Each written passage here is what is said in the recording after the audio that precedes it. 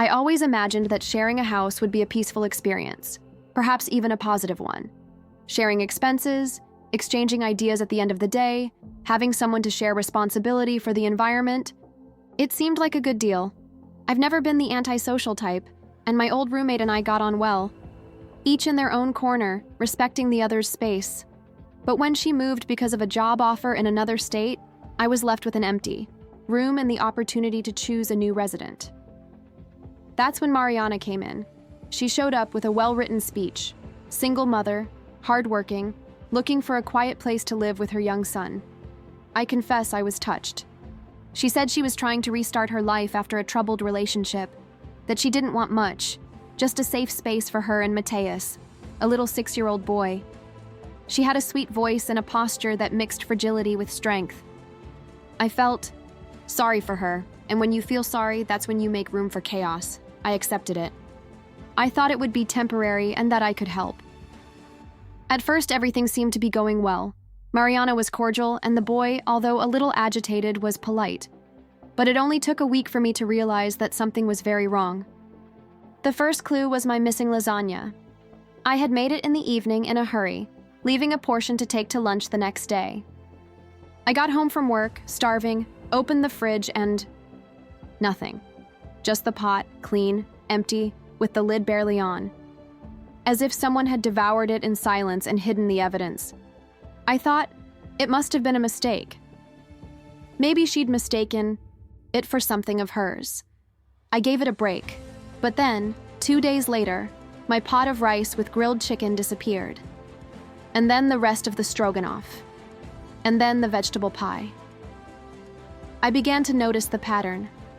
Always the most complete dishes, with the look of a meal, always after I'd left for work. And the most curious thing, no salad, no fruit, no cooked vegetables. Lettuce, untouched, broccoli, it seemed invisible. Anything that didn't look like fast food was ignored. That's when I realized the real problem. The boy only ate what was caloric, greasy or extremely childish. And Mariana, she didn't do anything. On the contrary, she looked the other way. She pretended not to see or said he was hungry. When I finally plucked up the courage and told her, in a polite way, that my food was disappearing, she smiled yellow and said she was going to talk to Mateus. Talk. As if that would solve anything. Nothing changed, so I changed tactics. If I couldn't rely on common sense, I was going to use logic. I started preparing my meals with ingredients that were repulsive in the eyes of the household. Kale, spinach, peppers, eggplant, zucchini. I would spend hours mixing these ingredients into recipes that still tasted good. I became a master of vegetable disguise. Kale hidden in white sauce, shredded broccoli and rice, mashed pumpkin and beans. And it was magic. My food stopped disappearing. Mateus didn't touch it, and Mariana, even though she pretended it wasn't, gave that disapproving look every time she saw a plate with something green on it. But she started picking on me. One day she caught me in the kitchen putting Brussels sprouts and macaroni and cheese and said, with a barely concealed tone of accusation, "You're doing this on purpose, aren't you?" As if I had committed a food crime, I replied without losing my temper. "I like to eat well." She turned red. She said I was selfish, that she knew her son didn't eat that he was starving. And that's when my patience, already frayed, broke down for good. I told her in no uncertain terms, "If he's hungry, you should buy him some food.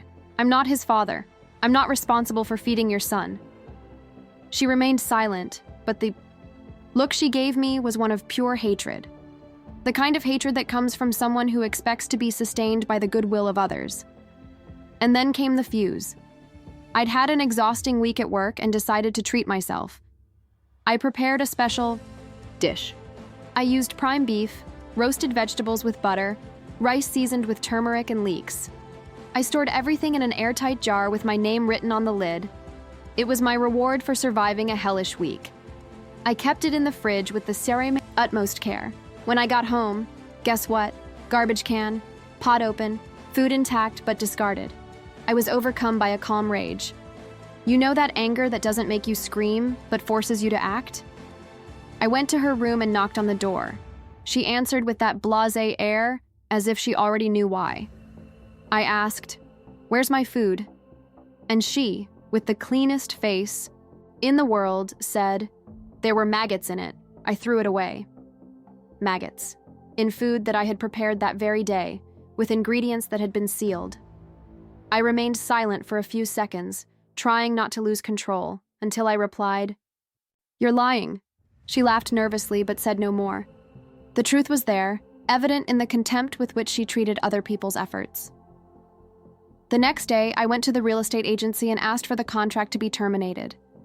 I decided that I was no longer going to live in an environment where I was treated like a food dump and a possible surrogate father.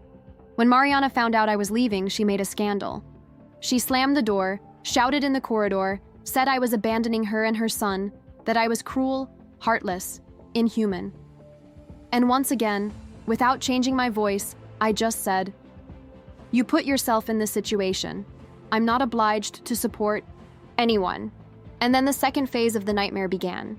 I received messages from her friends calling me a monster, passive-aggressive comments on social media, insinuations that I was cold, insensitive, that I was condemning a child to starvation. I ignored it. I knew I had done the right thing. But then came the low blow, a court summons. Mariana suing me. The reason? Alimony. That's right. She claimed that her son had developed a paternal bond with me and that I should therefore pay alimony. When I read that, I thought it was a joke. At the hearing, she cried. She said that the boy called me father, that he missed me, that he cried at night. It painted a dramatic picture, like a Mexican soap opera. But then came the final irony. In the middle of his testimony, Mateus himself, confused by the whole situation, turned to her and asked, "Mom, who are you supposed to call Daddy?" The silence in the courtroom was deafening. The judge, impassive, looked at her and said, "Can you explain that?" Mariana tried to play it off, saying it was childish, but the damage had already been done. The case was dismissed completely, and she was fined for bad faith. Today, I finally live alone. My apartment is small but quiet. The fridge is mine. Alone, my food stays where I leave it. My jars are always full. And above all, no one else tries to take advantage of my goodwill. I've learned in the bitterest way possible that generosity without limits becomes an invitation to abuse, and that the world is full of people who expect you to take on responsibilities that aren't yours. Never again. Never again. And if one day someone tells me it's only for a while, I'll remember that they even invented maggots to justify stealing food.